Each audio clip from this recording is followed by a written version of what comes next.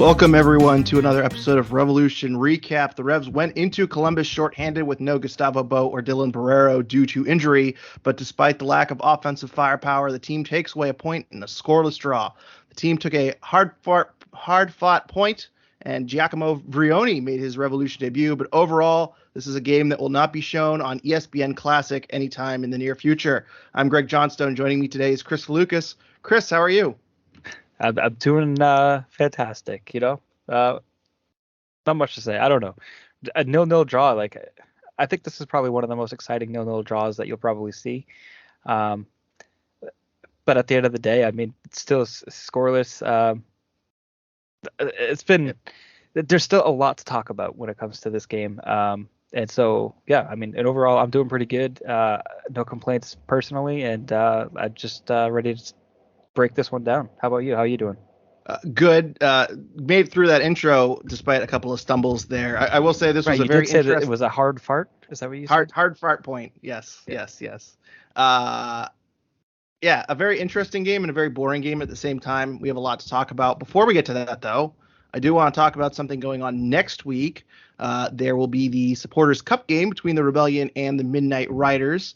We don't have everything completely set up yet, but if you are not going to that game but would like to watch it online, we will be attempting to live stream that game. A lot of the finer details need to be worked out, but I will be doing commentary for that game as well. So there'll be more details later throughout this week on social media. So make sure you are following the Rebellion on Twitter. And I believe they have a YouTube account that we will be streaming it through. But either way, we'll be posting that on our Twitter and probably our Instagram later this week. And then the Rebellion will probably tweet out the live stream as well. So pay attention for that. I don't know if it's going to be a good live stream. I have absolutely no idea what I'm doing. This is all very, very new to me. Kris, you are our technical person. You will not be there. So it's going to be interesting. But if I know our listeners, they will be rooting for a disaster and they will be rooting for very poor production to laugh at me. So I think, if anything, that's just going to increase viewership. So that's something to keep an eye on later this week that I want to just lead off the show with. So, Kris, Greg, I think you'll be fine. I think you'll be just fine. But don't tell our listeners if the Rebellion ever want to host the Supporters Cup up in Maine, I'm their guy. So.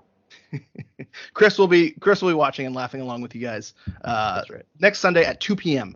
By the way. But let's get into this Columbus game. 0-0 draw. Kris, what's your key takeaway from this game?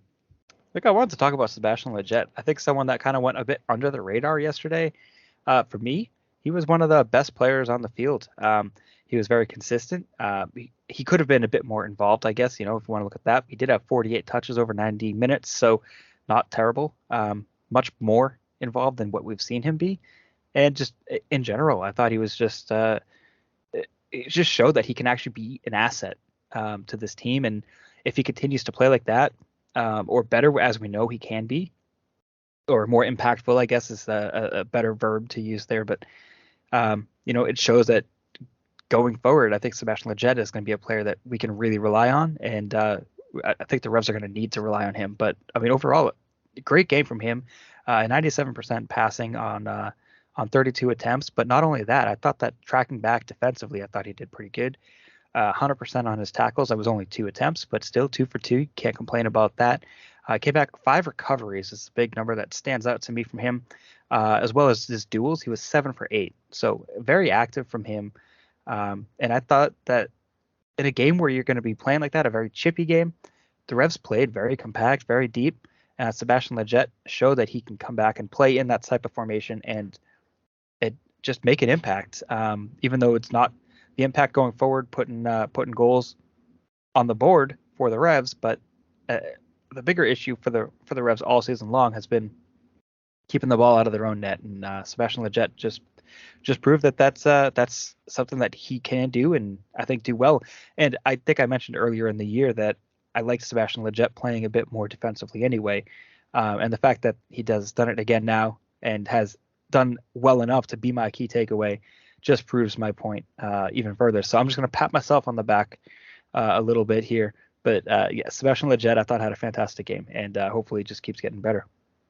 I think Sebastian Lletget, a few people are kind of annoyed with his performance this year, and I think it's because of his salary. He's coming in on a premium salary, and without getting too deep into the numbers, the Revs have a little bit more salary cap room with the sale of Turner, with the sale of Tajon Buchanan. They can convert $1 million of those transfers over into GAM. So they essentially expanded their cap by quite a bit. And I think going into this season, they felt that they could afford some luxury players in, I'll say, role pieces. So Josie, came in as the second striker behind Buxa. Obviously he's on a really absorbent salary and he hasn't worked out whatsoever, but I think that salary is not as scary when you have kind of an expanded cap space number. We talked about Omar Gonzalez and how that's a bad contract, how he's on starter money, but he never really was expected to be a starter. Sebastian Lletget is coming in on about $1 million of salary, I think somewhere between 925, I think it is. And for a role player, for a person who's a supporting player for Carles Gil, I think that's a pretty big number. You're expecting a massive impact. And I think a lot of people are not really high on Lletget because he has not been a world breaker. But if you look at his performances, he's been fairly consistent throughout this year. He set up some nice plays. He set up that Bow goal a few weeks ago on the cutback in the New York City FC game. I think that's his most recent dazzling assist. He's had some really, really good moments. He's had some nice crosses up to Buxa earlier in the season. I believe he has, 5 assists? So he's done pretty well in a supporting role. And he's played very well, I feel, with Carles Gil when Carles Gil is kind of crowded out and isn't making much of an impact. It seems like there have been times where Sebastian Lletget has kind of made an impact. So in this game, it's a little bit different. The Revs were playing a lot more defensively. They didn't really have a ton on offense to go off of. We'll talk about Josie later. Don't worry about that. But he did pretty much everything right in this game. I think if you talk about Carles Gil or Gustavo Bo or Vrioni and you say they did everything right in this game, the Revs have won. But I think Sebastian Lletget currently in this system, he's going to have really, really good games in draws or in losses. He's just not the top guy on the field. So, it's good that I think we highlighted a very, very strong performance from, I'll say, an offensive player, but really it was a two-way performance from Lletget last night. And I think one of the standout performances in a 0-0 draw, along with the defense and Petrovic last night. Yeah, absolutely. And quick stat correction, I think Sebastian Lletget has 4 assists in MLS performances this year. But yeah, that's doesn't stand out, but I feel like he's been pretty consistent for the team and has been playing all over the place. Has been a bit of a utility guy, playing in the midfield or playing on the wing. So I think a very good addition to this team, and he's been working out very well. I will say I think that we should expect a bit more from him overall, but I don't want to take away from when he has a good performance. So that's why he is my key takeaway. I thought that he deserves a minute or two to be talked about. So yeah, good from him. What do you got for your takeaway? Sorry, I'm cutting you off. We're going to be very positive today. My key takeaway is that I want to talk about this defense and this back line. I think the last 2 weeks I've been fairly critical of this team for making very bad decisions and very dumb mistakes that have cost them points. And I think I have talked a lot about how, I don't know if it's a mentality thing. I don't know if it's a regression thing. But somewhere along this line, this back line doesn't look like a championship back line. And they, more or less needed to get their head and play like they did last year. And this was a game where they were tested. It was not the prettiest of games. Expected goals, Columbus was at 1 expected goal according to FootMob. The Revs were at 0.21. But I thought the defense was pretty stellar. I thought this was the performance that was very much needed from this team. If you had told a lot of people that the Revs would be missing Gustavo Bo and Dylan Barrero and they would have 3 yellow cards, whatever it was, 39 minutes in, I think you could kind of expect that defense to kind of collapse in on itself, but they only got better throughout this game. Andrew Farrell had 6 clearances in this game, 87% pass accuracy, 3 blocks. 3 of those clearances were headed, by the way, 5 recoveries. Henry Kessler had some, I believe he had 2 clearances. He had 1 off the line. He won 3 tackles, 4 for 5 on ground duels. There were some very dangerous plays that were low crosses were in the box that I thought Farrell and Kessler came up big on. I think the play at the end where I believe it was Zelarayan led their right back, whose name I do not know, Farsi. Farsi is running into the box, and I believe he nutmegs, I believe it was Rivera. Kessler reacts very, very well and gets to that ball right before Farsi does. But if Farsi beats him there, or if Kessler is not paying attention, that is a clear shot on goal. Kessler also, as I say, cleared the ball off the line off of that incredible Petrovic save. We'll talk about Petrovic a little bit later too. There's some more praise coming for him, but Kessler, very good reaction time on that one as well. So in a month where we've seen defense get in their own way and make some very, very poor decisions, I was very impressed with the instincts last night, especially from the center back pairing. And I think a lot of questions have been raised about Andrew Farrell specifically, and whether or not John Bell should go in over Andrew Farrell if Andrew Farrell has lost a step. I've made some of those comments myself, and that was a performance that really shut me up. So big kudos to that back line. They needed a pretty solid performance, and they got one. And I think if they play like that, this team is definitely making the playoffs. But it depends on if that consistency is there. So hopefully they build on it for next week. Yeah, the only thing I'm going to add to that is on the flip side, I think while the backline had a very solid night overall, there was definitely few momentary lapses, and without Djordje Petrovic in net, we necessarily would not be talking about the backline today. So there were some mistakes that they had made. I know Farrell early on in the match got crossed over. It was a bad shot on net. I forget. I think it was Cucho Hernandez. I can't remember exactly. I might be wrong on that, but it was within the first 10 minutes of the match. Farrell fell down, got totally crossed over right at the top of the box.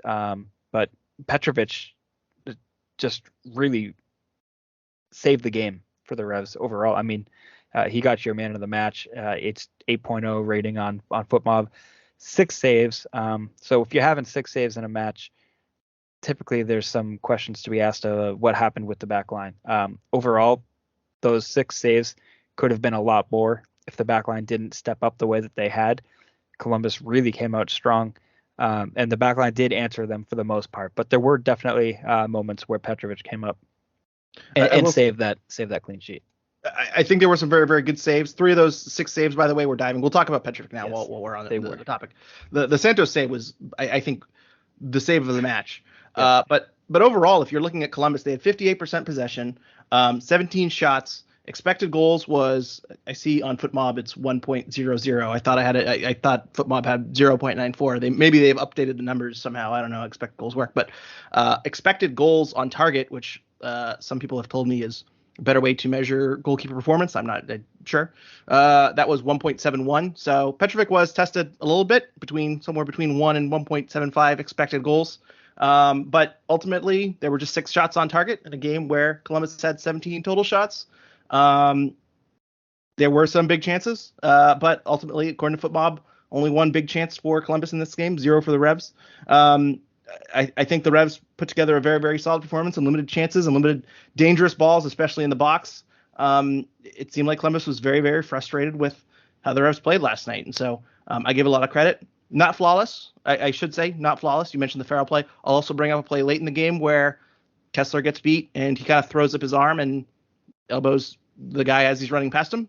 Probably a tactical foul, but could have gotten a card. I think some referees would have given a card for the elbow to the face. I don't think it was intentional what Kessler was doing, but certainly seemed like it led to a very dangerous free kick from Zelarayan. So or I should say a free kick in a dangerous area. But so not flawless. But let's talk about Petrovic. Only actually we've kind of already covered it. I just want to add though. Distribution a bit questionable, 44% pass accuracy, 23% on long balls. So Petrovic, not a great game in terms of distribution. That seems like something he's going to have to improve on. But I thought communication a little bit better. Obviously, he didn't make a mistake like he did in Philadelphia. I don't have really any complaints from Petrovic other than the distribution. And I think I've seen people kind of looking at his expected goal numbers and, projecting it out over a 30-game season. And right now on this very small sample size, it's pretty elite. And I think we're going to have a real conversation if he finishes the year at this rate. If Petrovic is potentially, on Matt Turner's level, as is before he even develops in year 1, which is a ridiculous kind of statement to say that he's already in a potential MLS goalkeeper of the year, but I feel like he's almost there. I mean, again, small sample, maybe it's a bit of a mirage right now, but I mean, I would not be shocked if he wins MLS Goalkeeper of the Year anytime in the near future. Yeah, I'm with you on that. He's been outstanding, and he's only really made like one mistake that I could think of, which was last week. Was it last week, 2 weeks ago, whatever it was? I take a couple weeks off from doing the podcast. They all start running together. But really, other than that one mistake where he came out when he really shouldn't have, he's not a lot to talk negatively about. Again, his distribution, but as far as goalkeeping goes and keeping the ball out of the net, it's just been fantastic. It's been such an unexpected success story, I guess, so far. Obviously, it's early to really call it a success, but it seems like it's going that way, and you really couldn't hope for a better solution after Matt Turner goes. It's looking great so far, and Matt Turner, so difficult to replace, and so far so good on that signing. So it's going to get to the point where it's like Carlos Gil. We rarely ever talk about Carlos Gil because he just always plays amazing. There's not a whole lot to say. I feel like we're going to get to that point with Petrovic where, he had a really good game again. So let's move on to some of the negatives here. We got to talk about Djordje. We're talking Djordje today. So Bo and Borrero both missed these games because of lower leg injuries. Actually, before we get to Djordje, let's talk about that, Chris. Are we concerned about these minor leg injuries? Borrero left the Philadelphia game holding something. It's reported as minor. Same thing with Gustavo Bo, but Bo was a bit of a surprise. He finished the Philadelphia game, if I remember correctly, and he was not on the injury report. Well, neither of them were on the injury report, which is a pretty useless whatever. I don't know why they still do them. But a big shock with Gustavo Bo out, and he's had some injury problems. He's on fire right now, but it seems like injuries are plaguing him. Are we concerned about Bo and Borrero, and are these trends starting to concern you? Yes and yes. I mean, Borrero, I think you guys talked about it in the last pod or maybe 2 pods ago, or maybe both of them. I know it's been talked about in the past couple of weeks, and it hasn't necessarily been a concern yet, but it's been something that's been being watched. I believe Sean was saying that that's how he was feeling about it, and that's kind of how I was too. But the fact that he's still not playing, and I'm starting to kind of worry about it just a little bit because he's a bit too young to be having these kind of issues. And is this something where he's just taking small knocks here and there, and it's nothing to be worried about? I mean, who's to say? Because we're not really going to get that sort of information anyway. The transparency has been, subpar. But the Bo one, that one definitely 100% concerns me because he seems to come up with these sort of leg injuries or like mystery lower body injuries out of nowhere. And then when he does, it's been a minor injury, and he's missed more time than what a minor injury would have you think you'd miss, 3-4 weeks at a time. And could we be looking at another month or so without Gustavo Bo? I'm getting ahead of myself here, but I mean, I always starting to worry that now because that's sort of the information that we've been getting. Something minor turns into something that's not so minor. So yeah, with Gustavo Bo, it definitely makes me worry. With Borrero, I am starting to worry, but like not as much as Gustavo Bo. There's still time. He's still young, but I feel that's where I'm at. I feel like Borrero might have an adjustment period whereas Bo, they might be kind of easing Borrero in. He's still new to the team, but Bo, you kind of need in the games down the stretch when you're fighting for playoff positioning. Resting Gustavo Bo at this stage doesn't really make a lot of sense. So it seems like this was a situation where he needs to sit. And so hopefully he's ready for Toronto next week. He's been great this season. I feel like him missing the first half of the season, earlier in the year when he was out a ton, they really missed him. And they were very reliant on Adam Buksa. Certainly Buksa was playing incredible and playing out of his mind before he left. But Gustavo Bo was certainly missed. And certainly they're a much stronger team with Bo in the lineup. So hopefully he gets out there. The Revs are not very strong when Jozy Altidore is in the lineup, and we had him playing 82 minutes yesterday. 0 shots from Jozy, 7 for 12 passing. That's good for 58%. 20 touches, 3 of his 12 passes into the final third. He was 4 for 5 on ground duels. There's a positive. 3 for 7 on aerial duels, though. We have some questions about Jozy. Jimbo on Twitter says Jozy had his chance and failed. Asher Blake says, was this Jozy's last chance? He looked unmotivated and was obviously frustrated anytime he lost the ball, but wasn't doing anything about it. He actually looked better defending corners. And then Amac says Josie getting. Actually, we'll get to that in a second. That's going to deal with the rumor. But Asher and Jimbo obviously not feeling good about Josie Altidore. Kris, what was your thought on Altidore's performance, and do you think that was his last chance in terms of winning minutes with the team? Well, I'll start with how I feel. I mean, it's similar to Jimbo and Asher, like disappointed with it. Every time I see Josie out there, you know what Josie's capable of from his past, and you're just hoping that that's still there somewhere, and that he's just going to be able to unlock it. And no, I'm not feeling any better about Josie, and I really wish I was. But it's been difficult because you keep getting your hopes up, and he just kind of gets out there and has a couple of cool moments where he does something with the ball, and you're like, oh, okay, yeah, maybe he's still got it. He's got a nice touch with the ball. He's able to put the ball where he wanted or whatever. But overall, no, I mean, he hasn't been impacting the game. He hasn't been scoring. He's got 1 goal in the season. And it doesn't look like he's getting any closer to adding on to that tally. So it's just it's waning on me. I try to be very optimistic about it, and no, I'm not optimistic right now. As far as it like being his last chance, no, I don't think it's his last chance. I think that he's got the whole season, and I think that Bruce is going to keep throwing him out there. I know there's some other talks that we'll get to later, as you alluded to, but. No, I mean, I think Bruce is going to keep throwing him out there because he'll probably show up at some point, but I don't know if it's going to be lasting. It might just be one more goal in Cincinnati or something. I don't know. I'm just picking a random bad team, but actually, and they're not even that bad this year. So yeah, we're below Cincinnati. We can't trash Cincinnati anymore. If you look at his stats from last year, he had 767 minutes last year. He started 8 games. He subbed in 8 games, scored 4 goals, had 9 shots on target, 8 shots off target. I compared that to this year, where he started 4 games, subbed in 13 games, 600 minutes. So he's played about 170 minutes less. He has 1 goal, but he has 2 shots on target, 6 shots off target. He actually has 6 chances created. He has more chances created this year than last year. So maybe he's just, focusing more on being a distributor. Yeah, 2 shots on target in 600 minutes is not great for a striker. That's a pretty disappointing stat line overall. And certainly some of these things are 10-minute cameos and not great. I know some people were saying, he looked a little bit better after the Philly game. He came in for 10 minutes. He looked a little energetic. But, in terms of he hasn't played 90 minutes all year. He's rarely played more than 45 minutes. This was actually his longest performance of the year at 82 minutes.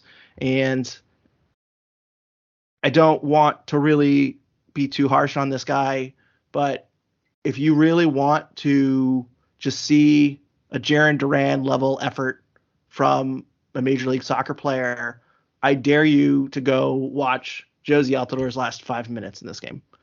I do not either is not 90 minutes fit or he is checking out. For some reason, the Revs decided to put him on the left side of the flank. And when Vrioni came in, he pushed out to the left. And there's one play at around the 80th minute where Columbus has the ball on the left. They swing it around to the right. And Josie looks at the right back and basically just decides, I'm going to walk back. And the right back just blows right on by him and crosses the ball in. And it leads to a shot. It's right at Petrovic. But, I mean, it leads directly to a shot, and Josie Altidore at no point has any interest in challenging or entering this space or getting in the way of this right back. So I don't know what Bruce's plan is here. I think Josie is not 90 minutes fit. I don't think he's dangerous as a forward. I definitely don't think he should be on the wing. I'm struggling to find where Josie fits on this team at all. And maybe it's just as a late target striker, get in the box and head something home. That I don't think we're getting anything more than that in terms of a role on the team. I certainly don't think he's an 82-minute player. And it sucks to say, but we're at a stage in the season where it's July, and he's losing the ball and throwing his head back and oh man, and kind of jogging back and walking back and forth. I mean, I cannot stress how Josie should not be starting in any circumstance. I couldn't agree with that more. And I mean, if you're gonna let's throw money aside, right? Because that's going to be a losing argument anytime you bring that up in this situation, right? So ignore the contract. But Josie Altidore for the rest of the season, if he's able to come on in the final 10, 15 minutes and be an active presence inside the box and occasionally put one in the back of the net, is that going to be an acceptable end to the season? Would that be a successful end to the season for you, in your opinion? Obviously, let's ignore the money because... Yeah. The contract is a sunk cost at this stage. And even at the beginning of this season, when we looked at this signing and we said, if he's a backup player, this is a luxury player in a backup role. It's a bad contract, but hey, Josie Altidore as a sub, that's incredible, and he was unhealthy last year, but as I say, he scored 4 goals in 770 minutes for TFC. That's not a horrific goal rate. He wasn't useless last year for TFC. He was just TFC wanted to bring in new designated players, and he had an absorbent contract, and they wanted to free up DP spot. I think if you want to bring him in kind of in the same role as we saw in Philadelphia, I think that's fine. But I mean, Chris, I'll be honest with you. If you are starting a player, if you could go back in time, if you were in charge of this lineup against Columbus, would you start Josie Altidore over Justin Rennicks? Nope, not at all. I would start Rivera, to be honest. Up top as a striker? Yeah, I think so. Isn't he? He plays more striker, doesn't he? Am I mistaken? Well, he's a central attacking mid.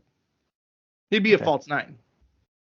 Yeah, I like him up top. Just I like how active he is. We're down the depth chart at this stage. We're going, but I mean, sure. But either one doesn't matter. Justin Rennicks, Damian Rivera, yeah, they're ahead of Marcos Diaz. Yeah, absolutely. But what were we expecting from Josie? I mean, I'm kind of at a loss for words. We're still doing the Josie thing. Yeah, I don't know. Anyway, we got a question here from AMAC who says Josie getting a chance to show stuff so we can unload him to that team in Argentina. Either way, he was mad. I was really rooting for him to have a brace, and maybe we can unload him down there. Touching on this Argentina rumor, I don't have the name. San Lorenzo, I believe. This is the name of the team. That sounds accurate. They were looking for a number 9. Josie Altidore's name came up. Apparently, there was some clarification on Twitter by one of the reporters on this story. Apparently, the Revolution offered him to this Argentinian team. I guess they were looking around trying to get a forward, and Josie Altidore was offered. Obviously, money was a big issue, but to my understanding, they found a forward, so I would cross that off as a potential fit. I also do know that Josie posted some cryptic stuff on Instagram about something about family. I know when he came to the Revs this season, a lot of the appeal was that he had family in the area. I believe his wife has family in the area, so not sure if there is a personal matter going on that might be impacting this as well. I don't want to speculate too much on that, but maybe this is a situation where Josie could use a alternate, choice of scenery and could get away from it for a little bit. And maybe the Revs, now that they have Vrioni, if Bo comes back healthy, maybe this is a situation where Josie goes on loan somewhere. The Revs cover the cost of most of that loan, and they free up that senior roster spot. But ultimately, I think that contract is a lost, sunk cost. They're going to have to pay it off, buy him out either next off season or the one after that. But I don't see him being anything more than a 10-minute, we're down a goal, we need someone to bang home a goal type of target forward. So, Greg, I have a question for you. This is something that I've kind of thought about a bit, but I don't necessarily have the answer to, and I have not looked it up. You're much better with the roster stuff than I am. Are the Revs, like in a hypothetical situation, able to loan Altidore to, I don't know, Birmingham Legion just for the sake of this conversation? And does that free up the roster spot? I believe This would have been a very good question to ask me pre-show when I could have looked up this answer instead of quizzing me. But You brought up loaning him, and so that brought up my questions. I believe in order to loan to a USL side, it can't be a player that's made an appearance in the regular season. So like Edward Kizza doesn't count because it was a season long loan, quote unquote. But it was in a season where he didn't make an appearance with the team. Basically, the reason that rule is in place is so the Revs can't just 2 weeks to go in the regular season loan a player that is on the bench to Revs 2 and bring up a different player. It's basically to avoid roster manipulation. Once you make an appearance in MLS, I don't think you're allowed to be loaned to another USL team. Right. NISA, here we go. New Amsterdam. He'll team up with Jermaine Jones again. Let's talk about Vrioni. We got our first look at the new designated player. 23 minutes played, 5 for 7 passing, 9 touches, 3 passes in the final third, 0 for 2 on ground duels, 1 for 4 on aerial duels. And Asher Blake asked us on Twitter, thoughts on Vrioni. Only got 30 minutes, but looked good movement-wise and on the ball. Chris, I don't have many takeaways from Vrioni. It is what it is. It's a 23-minute appearance where, the Revs aren't generating too much offense. But nevertheless, did you have any takes on what you saw from Vrioni? It's going to take me a while to get the pronunciation down. First thoughts on Vrioni. Yeah, Giacomo Vrioni, yeah. I have nothing negative. I think if that's what you're looking for, I don't have it. I thought it was a fine 30 minutes or 23 minutes. There was a moment where he was getting into the box, Brennan Bai crossed it in, and he went up to get it. And if that ball was a couple inches lower, I feel like he would have got on it. He beat the defenders, showed a lot of promise in that one play. Other than that, he looks very active, much more agile than what we're used to seeing with Adam Buxa or Gustavo Bo or Josie Altidore. And he looks more refined than I can't think of his name. We were just talking about him, Justin Rennicks. So I think we're getting a bit more of a dynamic striker and a more agile, more dynamic is probably the best word I can think of for it. But yeah, not a whole lot really to say because it's such a short sample size, especially in that sort of situation where you're on the road, not necessarily looking for the game-winning goal, looking more to preserve the 1 point, and not really pushing the attack. So yeah, the couple of chances that he had, the couple touches he had on the ball, the dribbles that he showed, all looked fine. His highlight package looks promising. So so far so good, but we'll have to get a better sample size before we can make any judgments. I agree with everything you said there, and I do want to just quickly correct myself because I Googled it while you were speaking. So the rule about the player not appearing on a game day roster for the MLS club is for loans to affiliate clubs. So Josie Altidore cannot be loaned to Revs 2, but hypothetically Birmingham Legion, I don't see any rule that would prevent them to loaning him to MLS. Loan of a player by MLS, a club may loan any player from its senior roster or supplemental roster to a non-MLS club, subject to league discretion. During the loan period, the club will receive roster relief, but not salary budget relief unless otherwise determined in the loan agreement. So basically, they would still have to pay Josie's salary, but they would get the roster spot, which in this scenario would probably be, if they're bringing in 2 players, would be valuable. So it worked just like an international one. So quick fact check there. Revs cannot loan him to Revs 2, but Birmingham Legion potentially pick up the phone, Jay Heaps. Yes. Let's move on to some lineup notes. Wilfred Kaptoum not in the lineup again. Second straight week he is not in the 18, which is really the 20 now. He has not appeared in a game since coming off at halftime for New York City FC. He had played 45 minutes plus in 8 straight games. He was not available on the bench. Maciel was the only central midfielder available on the bench.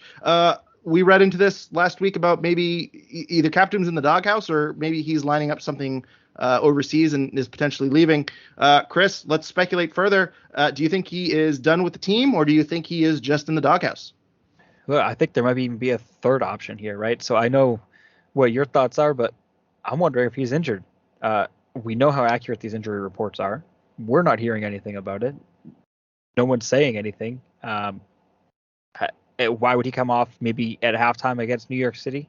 I mean, I guess that's a different situation. You had one red card, 3 penalties, and it was a mess. I tried to block that game out.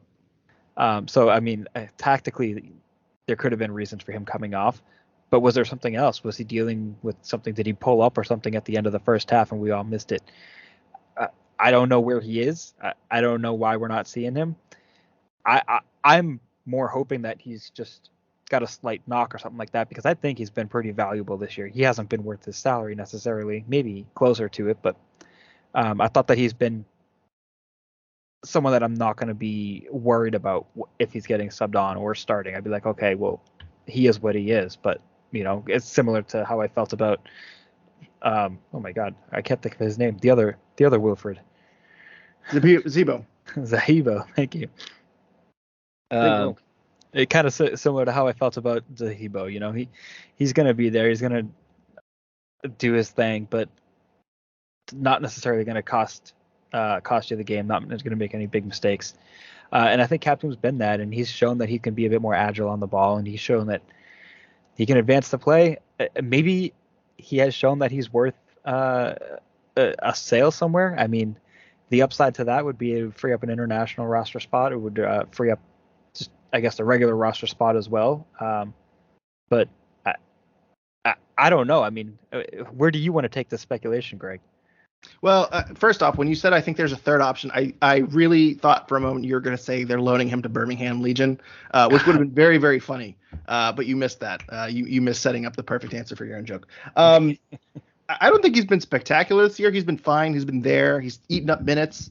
Also, by the way, Wilfred Zahibo made an all-star team. People forget that. So I would put Zahibo ahead of Captum. Yeah, sorry. So if I meant to say that, I think that Captum's been all-star worthy. That's not what I was inferring here. I mean, that's how I took it. But no, I mean, he's played 611 minutes. I'm looking at his season stats, 2 chances created, 12 for 14 on dribbles. That's cool. He hasn't done a ton, but I do think that this is a scenario where maybe if he's looking to move back overseas, if you're a European player, and we'll talk about Tristan here in a second too, because there's some news on this too. If you're a European player, their season is starting, at the end of summer. So if you're not going to be with the team following this year and you want to move back and you don't really have a role, I wonder if there's a scenario where they agree to a mutual termination, which is basically both parties agree to just rip up the contract. In MLS, apparently, because TFC just did this with one of their designated players, when you have a mutual termination, it doesn't, it basically offsets all of the salary charges and roster spots and all that. So it's different from a buyout where a buyout, you either take the hit in terms of cap space or you use your one-time exemption in the offseason and, it doesn't apply to the cap. So maybe there is going to be a mutual termination here from Captum. There's also a story, as I say, I teased this a second ago. Tristan is rumored to be maybe going back to Malmo. Again, if I'm Tristan or Captum and I have a team interested in me and I want to move there, I think that it might be appealing to take that now and just kind of accept a mutual termination. I think Captum is a lot less likely because he's on a higher salary, whereas Tristan, I think, is only on 300,000. So I think maybe going back to Malmo, I think that's a little bit more of a better fit. I think Tristan's been playing a little bit better than Captum, but I'd be surprised if there's a move for Captum. But who knows? It's very bizarre. He's been dropped from this lineup. Maybe he is hurt. I think that's not a bad theory. And my other thought on this too is if there's going to be any sort of mutual termination, is that the term you used? Yes. So if there's going to be any sort of mutual termination, I think in order for that to happen from the Revs side, I think they need to say we have someone else coming in to fill this void, because central midfield is not a great depth piece for the Revs. No. What they have is not necessarily a very strong options. If you're going to get rid of Tristan, who's going to be filling that spot? Not that Tristan's necessarily providing a ton, but he's something. Same thing goes for Wilfred Captum. I agree 100%. And, Tristan and Captum might not be super valuable, but you know what is valuable, Chris? What's that? the merchandise at our sponsor, Golasso Kits. Their mission is to bring unique vintage jerseys to your home with a catalog of jerseys, jackets, scarves, and more from clubs and national teams from over 80 countries in the world. They have United States men's national team merch. They have Revolution merch. They got a big giant box of Miami Fusion merch. A couple weeks ago, there's a giant unboxing merch of just Miami Fusion stuff, which I know every single one of our supporters. Chris, do you know how many times I get emails and DMs from our supporters that say, do you know where I can find a autographed Miami Fusion soccer ball? How many times? I've never, I mean, every day, but I'm guessing you probably couldn't even count them. I have a folder in the Revolution Recap email that just goes to anything Miami Fusion. There's a keyword. It goes straight to that folder, and it's just so overwhelming. And now Golasso Kits has all the Miami Fusion merch that you people want. So go to GolassoKits.com today, check out their Miami Fusion selection, and use promo code RevsRecap to save 15% off of your order. And go do it now, because everyone's going to be going. This Miami Fusion stuff is going to be flying off the shelves. So again, at Golasso Kits on Twitter, Golasso Kits on Instagram for updates on new inventory. And when you go there and when you see the Miami Fusion stuff of your dreams, promo code RevsRecap for 15% off your order. Links and code are in the show notes. You know, I got to say, Miami Fusion merch is the definition of limited availability. So where else can you find Miami Fusion merch? I don't know. Finding Miami Fusion merch anywhere is like finding Revolution stuff in the Patriots Pro Shop. It's just very rare. That's Chris, extremely James rare. Downing asked us on Twitter, I think many of us, Greg, weren't expecting this performance tonight. What did we do to tactically limit space? I think they just played very tight. They didn't make many mistakes, as I said, to lead off. I think they played very narrow. It actually is very interesting. For those of you that are not within the New England region, if you listen to the Columbus broadcast, which is very good, by the way, they interviewed Caleb Porter at halftime, and he did a very, very good explanation of how the Revs were just disrupting channels and playing narrow and really not giving them anything inside. And so I think it was just a strategic move by Arena to not give them certain areas and not certain spaces. And they really kept a lot of their very, very dangerous players, really, really disrupted them. Cucho Hernandez really did nothing in this game, which I think is pretty incredible considering how hot he was coming into this game. So that's just my kind of 2 seconds on tactics, which is very basic, and I'm sure someone can explain a lot better than me. But Chris, anything to add? No, I mean, they just kept it compact, like you said. I know I had texted you and Sean during the game, and I was really impressed with how tight they were playing, and the fact that Bruce Arena actually kind of stuck to that for quite a bit of the game.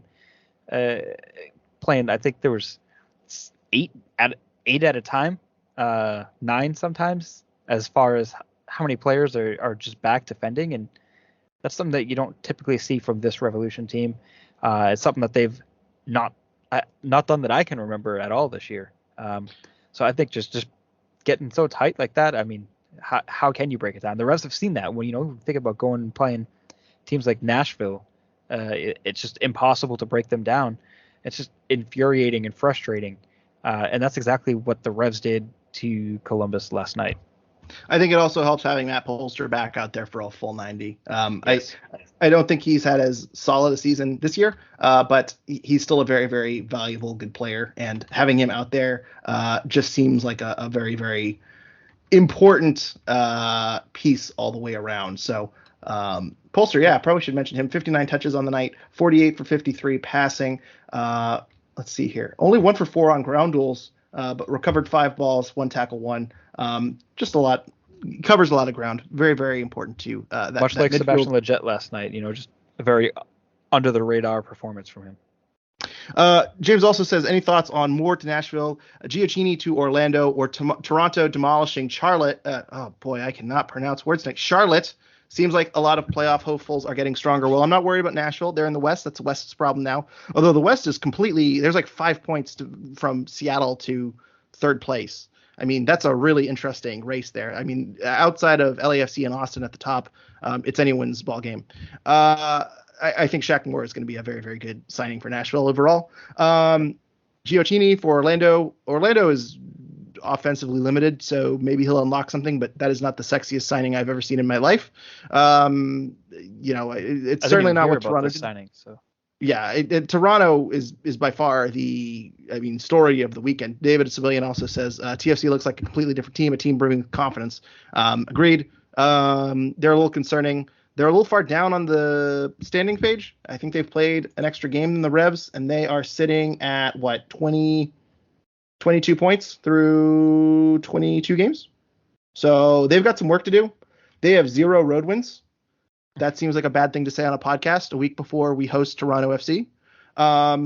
Cursed Revs, can clip that out if that comes back to haunt us. But TFC has some work to do, but they look very, very dangerous. And it's Charlotte, so I don't really respect Charlotte a whole ton. I think they're gonna fall down a little bit in the standings. They're not gonna be in 8th place, but TFC concerning. So anything to add on that before I move to the rest of David Civilian's question? No, I mean it just should be a good match this weekend, what TFC is bringing to Foxborough. So kind of excited to see some fireworks. David also asks, is there a chance their new designated players don't play due to turf? If they do play, how do you stop an attack like TFC? TFC looks dangerous and energized. I should add, Toronto FC is playing in the Canadian Championship on Wednesday against Vancouver. So there's some minutes being managed here. Obviously, whenever you implement new players into the squad, going a full 90 right off the bat doesn't always work. So I wonder if they play some minutes in the Canadian Championship and they come off the bench next week. Do they kind of go with a limited lineup in the Canadian Championship and go with a full lineup against the Revs? I don't think they do that. So I'm curious to see if the Revs game is not necessarily a rest game, but maybe some of their more dangerous players come in 30 minutes to go. It would be a game, I think the Revs, it's very important to attack and get on the board first and keep Toronto on the back foot. How do they limit or how do you stop an attack like TFC? I think it's just a matter of striking first and not making mental mistakes. Because as I say, TFC still has a lot of things to work out and hopefully they have limited minutes. That's my thoughts. Chris, anything to add? Yeah, no, I mean, I think just when you combine the fact that, Gillette is turf, and they are playing on Wednesday. Yeah, I would not be surprised if you see both Insigne and Bernardeschi on the bench to start the match. And depending on how the game goes, it will define whether or not we see them. But I expect that they'd still come off the bench at some point. You don't spend that much money on players so that they can sit on the bench. I think it's going to be interesting too because they have a lot of ground to make up here. So, you can't really rest players. So do they go 90-90 and hope it works? It's going to be interesting to see. But also, you got to wonder how Michael Bradley, who has suddenly found the fountain of youth and scoring braces, how his minutes are. He's got over 30 knees here. So I don't think we're going to see 90 and 90 from him. So maybe we get a tired team. Maybe we get a limited minutes team. I'm not so sure. We might get lucky here. But Mike Kennedy says that was one of the best performances of the season from the back four. Thought Jones and Bai were especially dangerous when they found space. I agree 100%, but I wanted to read another comment here because I also agree with this comment a little bit. Randy LH really feels like Jones has fallen off a little bit this season, especially on the attack. If you agree, thoughts on why that is? So I agree with both of these comments. I think Jones and Bai were dangerous when they found space. Particularly, there was one spot where Jones kind of intercepted the ball, ran up the left side. I believe he forced a corner out of it. It was early in the first half. But ultimately, I don't think DeJuan Jones is pushing up as much this season. I think teams are knowing to pressure down the right side a little bit more and keep DeJuan Jones home and make sure he's got to be concerned about his defensive responsibilities a little bit more. It seems like he is not getting up as much, but when he is getting up, it is dangerous. So I think those are two thoughts that are both valid. And I think DeJuan Jones just isn't getting as many chances and as much shine in the attacking third. But I don't think it's a lack of ability. I just think it's a matter of he's got to focus on his defensive responsibilities a little bit more this season. Yeah, I think there might be also a little bit of Jones isn't flying under the radar anymore. I think teams are also preparing to face him and expecting for that speedy type of fight out of him. But yeah, otherwise, everything you said, I agree with. DeJuan Jones still has 4 assists this season, which is, not bad for a right back. He had 5 last season. So 3 goals, 5 assists last season, 1 goal, 4 assists this season. So not totally off the radar, but yeah, I think teams are just not surprised by DeJuan Jones overall. If FootMob ratings matter for you, he was a 7.48 last season, and he was a 7.11 this season. And obviously there's a lot that goes into that, but I think that kind of encapsulates my thoughts on DeJuan Jones, where he was all-star level last season, and this season he's dropped off. Still a very, very good, potentially elite left back in MLS. Yep, I still think the Revolution have the best fullback combo in MLS. So agreed. And Brand By looked very, very good last night as well. Jesse Marks, why isn't Justin Rennick seeing the field? I talked about this a little bit earlier. He has not played since a 1-minute appearance versus Atlanta. I'm kind of surprised he's not getting minutes when Josie's playing 80 minutes. That's Bruce's decision. It is what it is. But Rennick has not played since the Atlanta game. His last really good chunk of time was a 58-minute appearance against Washington, D.C. 8 touches in that game in 58 minutes, 1 for 2 passing, 1 for 4 on ground duels. I'm going to be citing ground duels as a reason here in a second. Before that game, his other appearance, I'll go through all of his major appearances this year. Before that, 88 minutes versus Charlotte. He had 2 shots, 12 for 14 passing, 30 touches in 88 minutes. He was 3 for 10 on ground duels. Not a good percentage either. Before that, 83 minutes versus Miami. He scored in that game. He was 9 for 12 on passing, 25 touches, 4 for 9 on ground duels. Before that, 61 minutes versus the Red Bulls. 2 shots, 4 for 7 passing, 20 touches in 61 minutes, 2 for 6 on ground duels. Overall, he has 83 touches in 290 minutes. That's about 26 touches over a 90-minute span. He's not that impactful a player. I'm not sure a striker is the best position for him. I listed his passing stats because he's a decent passer. He's a decent distributor. I wonder if trying him on the wing might help out a little bit. But it seems like Bruce trusts Josie certainly a lot more than Justin. That's fine. Yeah. But I wonder if maybe retooling where he lines up would help. But ultimately, I think the real answer of why isn't he seeing the field, I think Bruce Arena is done with the Justin Rennick experiment. I wouldn't be shocked if we don't see him again for the rest of the season, and I wouldn't be shocked if this is the last season in New England. Are they giving up on him too soon? I don't think so. I just don't think he has a role in Bruce Arena's roster, and I wouldn't be shocked. I had no inside knowledge of this, but I wouldn't be shocked if Justin Rennick's. If there's another team that wants Justin Rennick's, I wouldn't be shocked if the Revs moved him in this window. It's interesting though. Why is Justin Rennick's even on the game day roster? If that's going to be the sort of case, I get that Gustavo Bo wasn't there, but Vrioni was the one that came in. Josie played a ton of minutes. You still have Damian Rivera, who, you're saying he's more of attacking midfield, and I guess that's technically his position, but I still see him more as an up top striker mold type player, maybe a false 9, whatever you want to call it. I don't care.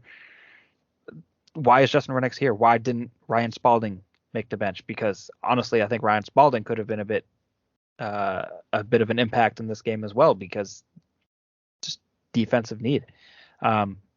Your only defensive subs, I mean, you had John Bell, Omar Gonzalez, fine. Not fine, but, obviously you expect that to be there. And then you have AJ De La Garza.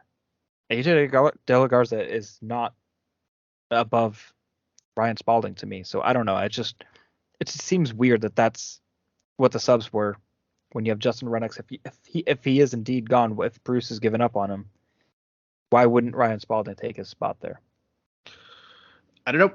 I didn't mean to propose that question like you need to know the answer. I would have started him over just because I don't think Josie can go a big chunk of 70 minutes. I mean, what? I didn't even get into this. When Vrioni comes in, why is Vrioni taking off a midfielder? Why isn't he taking off Josie? You're moving Josie to the left wing. I don't know. This is going to get me on a rant. We're already running over. Move on. Yep. Justin Rennick has played 5 minutes since the beginning of May. I do think he deserved another try, but ultimately, if you look at the numbers, he's just not involved when he's out there.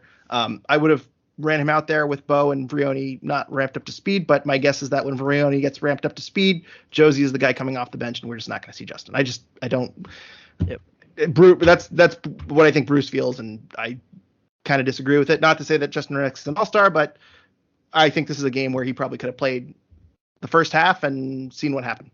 Mark says, I think the 4-2-3-1 can work, but I think we need to have the speed on our 3 so our counterattack gets more opportunities to actually shoot the ball. Who would you want to see to make that form work better? Boateng and Barrero. What about Bell for TM? I believe that's Tommy McNamara. I don't know how I feel about Bell in the central midfield. I think maybe Maciel would be a better fit right there, but he's looking for something to like these days. And he also says, this tweet sounds more negative than I think it meant to be. Tonight wasn't the worst, but the season is wearing on my spirit. Mark, me too. One thing I kind of liked was Rivera coming in late in the game for Boateng. I think Rivera, well, we're talking about Reddick's not seeing enough. I think Rivera showed a lot when he had his kind of bit of playing time earlier this season. Glad he came on late. I still feel like Boateng is the guy to bring in for a 10 or 15-minute cameo appearance because he's faster than Rivera. But certainly Rivera playing on the left wing, like, why are we playing Tristan instead of Rivera? I'd kind of like to see a little bit more of a sample size of Rivera than Tristan, who we know is leaving. So I don't know. I do think the 4-2-3-1 could work too. I guess you'd put Bo on the left and then Lletget on the right, and then you would put Vrioni up top with Heel in the middle, right? Sounds good to me. But we got to squeeze Barrero in there too. Not the fastest. I will admit that is not the fastest wingers in the world. So maybe you move Bo to the right, and you put Lletget in the midfield, which I don't think is his best position, kind of as an 8. I think you might want him. In theory, he's a 10, but I think you use him as an 8 to pair with Bolster. You put Bo on the right, and then maybe you use Rivera and see how that works. I wouldn't be opposed to it. Well, one interesting thing here in Mark's question is that he brought up Boateng, and I thought it was surprising that we didn't see Emmanuel Boateng get subbed on at all. You're looking for an impact player. I think that's the guy you're going for. I liked that Rivera got to see minutes. I think he deserves to see more time out there in general, but Boateng would have been the guy I put out there at that time. He's got faster legs than I think anybody on the team. Maybe Barrero's got him beat, but regardless, Boateng is going to be able to track back. He's shown that he can track back. He's not necessarily a defensive liability. He's not playing a defensive position. Why didn't Boateng get out there? I would like to see the fresh legs of Boateng with the fresh legs of Giacomo Vrioni, see how they can connect. Boateng whipping in those crosses that he likes to do. And he can also deliver low crosses, which I think is a valuable asset that no one else on this team seems to really be able to do. I don't know. I could go on a bit more, but I would have liked to see Boateng get out there. I would have liked to have seen Boateng out there instead of Josie Altidore taking a nice little nighttime stroll as a right back blue by him. David Sibilian says, I thought this result was fair. Good for the defense to get a clean sheet. Josie got some tape. I guess. Josie, yep, sure. Vrioni game minutes. Going forward, I could see the Revs stick with the counterattack offense, like how Nashville plays. We talked about this, Chris. Hey, yes, thoughts on this? Yeah, it's certainly good that the Revs play this way. I will say the Revs need points. We're going to get to David's second question here in a second. The Revs need points. I think it's too late in the season to adopt a Nashville-style defense, but going on the road and getting a point like this and playing how Nashville plays, I think is good. I think when you have a full-strength lineup, you're going to need 3 points. And I think playing for 1 point situationally is not a great idea at this stage. I think that this game, if this was the first game of the season, I think we're thrilled with this result. We love it. They were shorthanded. They grinded out a point. That's great. Situationally, though, the Revs are starting to need to put 3 points together. They haven't won since Matt Turner's last game. It's been a while since we've had a win. We need to start racking up the points. You know, I was thinking when the game ended last night, had this season been going any better, I would have been ecstatic with that result. But at some point, I kind of felt like there was some points left on the table. I kind of felt like they were inviting a bit too much pressure. I understand that was tactically due to the personnel they had. But I wasn't as excited about it as I maybe should have been because it was a really solid performance. I think when the lineup was revealed, I think every Revs fan would have taken a 0-0 draw. Certainly. So well, we already anticipated the 0 on our side. Yeah, boy, the way all-time dumbass decision by me. That lineup came out. I rarely do this often, but occasionally I say, boy, so Seth broke the news about the Gustavo Bo thing, and I said, well, the lines haven't adjusted here, and Columbus is a nice juicy plus 120. So I may have put down some American currency on that plus 120 line, and it is a very, very dumb decision for me not to have just bet Columbus keeps a clean sheet. Big mistake on my end. I deserved to light that money on fire. It was the correct bet in my opinion. The line moved to minus 110 shortly thereafter. Sometime the right bet loses, but. David Civilian also says out of a possible 39 points over the final 13 games in the season, hypothetically, how many points do the Revs need to get into the playoffs? Chris, I'm going to do my impression on 6 Days One podcast. Great former Revolution podcast. They did this where they would calculate the playoff odds. The Hewitt 8,000. I'm going to do my John Hewitt impression here. Last year, 48 points got the 7th seed in the East. 48 points got the 7th seed in the West. That was with a tiebreaker. In 2019, so we're skipping the COVID year, 2019, it was 45 and 48. 2018, it was 46 and 48. So at a minimum, the Revs need 45 points, I would say, just with these projections, these super scientific projections in my model. Yep. So the Revs are 19 points off of that pace. That is 1.46 points per game. Ideally, you get 50 points. I think that is a target for the Revs. That is 24 points off. That is 1.85 points per game. And by the way, for the people that think TFC is going to be rising up and making the playoffs and making a deep run after the Charlotte game, they need 1.91 points to reach 50 points over their final 12 games. So they need to start racking up the wins more than we do. Right now, the Revs are currently at 1.24 points per game, so they need to stack up some wins.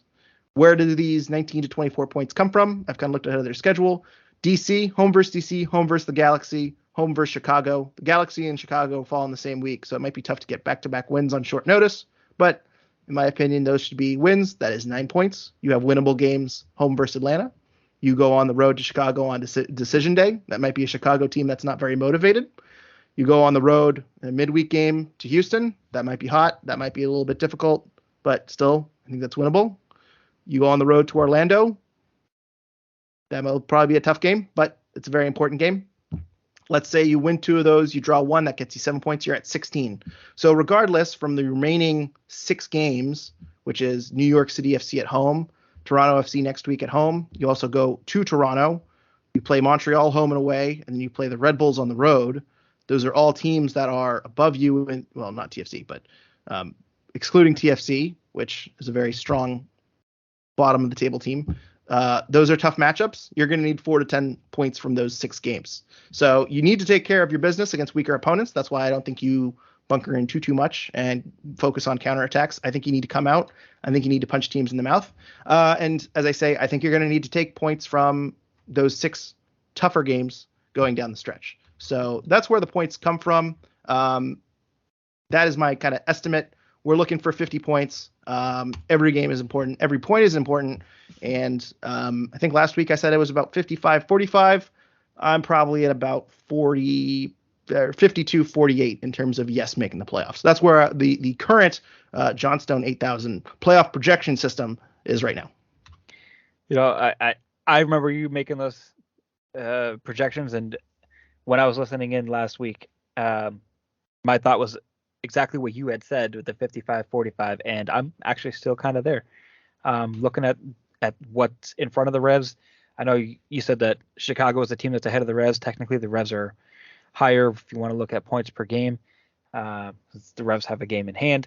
But a bunch of the teams that are ahead of the Revs, I'm looking Chicago, Charlotte, Cincinnati. I'll lump Columbus in there. And Orlando has been hit or miss this year. I think the Revs are better than all of those teams. They're able to jump out. They're able to score.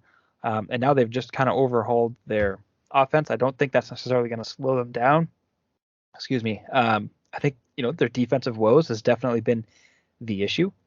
It's been a point of focus for this transfer window. It feels like, not necessarily in bringing players in, but just in this last couple of weeks, it's been a very big focal point.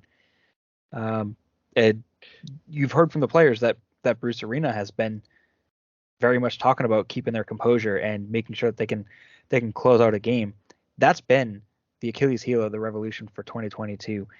They've dropped 24 points, I believe it was, from games where they've had a lead. So if the Revs can start getting those leads and hanging on to them and not collapsing, they are going to be one of the top teams in the East. And if they can put together some strong performances at the end of the season, they could be going into the playoffs as a really hot seed. Not a hot seed, but a hot team. Probably with a low seed, to be honest. But yeah, that's the optimistic side of me, and that's why I'm still kind of sitting at 55-45. I think they can go on a run. Are they going to is the big question. I think the other thing, too, is that if you look at the top of the table, the top 4 teams are starting to pull away. Philadelphia, 42, New York City, 41, Red Bulls, 36, Montreal, 35. The Revs are at 26 points. That's going to be tough to catch up to. It is. Yep. It is. So Columbus has improved. I think Columbus is making the playoffs. So right now, Orlando and Cincinnati are the 2 teams. There's going to be a ton of teams fighting for those spots. Charlotte, Chicago, New England. Miami, 1 point behind New England. Atlanta, 2 points behind New England. Toronto, 4 points behind New England. Again, they have work to do, but they can probably do it. You have, what is that? 6 teams out of the playoff picture that potentially could squeeze into one of those 2 playoff spots. So it's going to be a very, very cluttered system, and that's why I added road at Orlando. That might be a tough game, but that might be the key game going down the stretch where the Revs in Orlando might be battling for that final spot. So technically, I think if you look at the optimistic glass half full side, the Revs right now are 2 points from Cincinnati in the 7th spot, and they have a game in hand on Cincinnati. So really they have a game in hand on Charlotte and Chicago, who they're tied with on points. But I think they're just in the middle of a very, very interesting pack of teams that there could be 3 or 4 teams that get really, really hot. And if you're the Revs, if you get to that 46, 47, 48 threshold that gets you the 7 seed in years past, it might not be enough. So I think they got to find a way to get 24 points in these last 13 games, get to that 50-point threshold, because that seems to be kind of the safe point, and just hope that these teams that are currently 5 through 13 in the East drop points, get in each other's way, that the Revs can kind of just rise up. But the Revs are definitely going to need to take care of business. They can't have any games like the Real Salt Lake game earlier this year. I've blocked out so many bad results in this season. But yeah, there's a lot of it hasn't been great. So they need to start taking care of business, and the margin of error is very, very thin at this stage.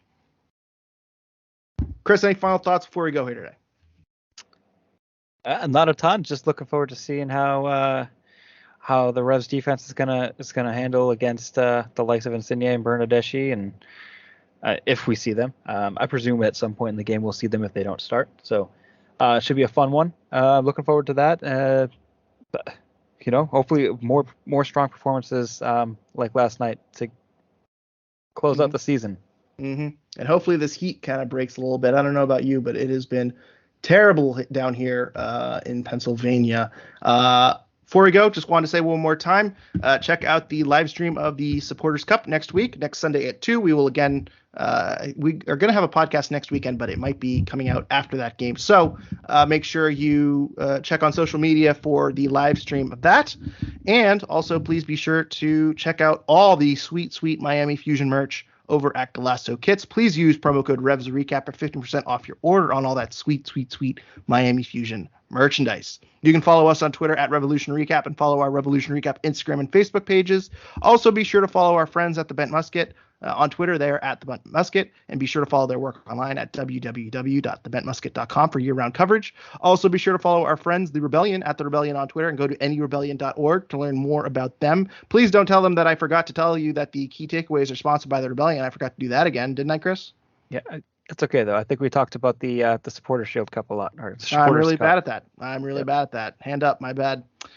Make sure you're subscribed to iTunes or wherever you're listening, and if you could please rate and review us 5 stars, it would help people looking for Revolution content to find it. We've been sat on 80 reviews for a long time. I'm starting to worry, Kris, that people just don't like our show enough to rate it. So if you like our show enough to rate it, please go do that. We'll be back next week following the TFC game. Until then, thank you everyone for listening, and go Revs.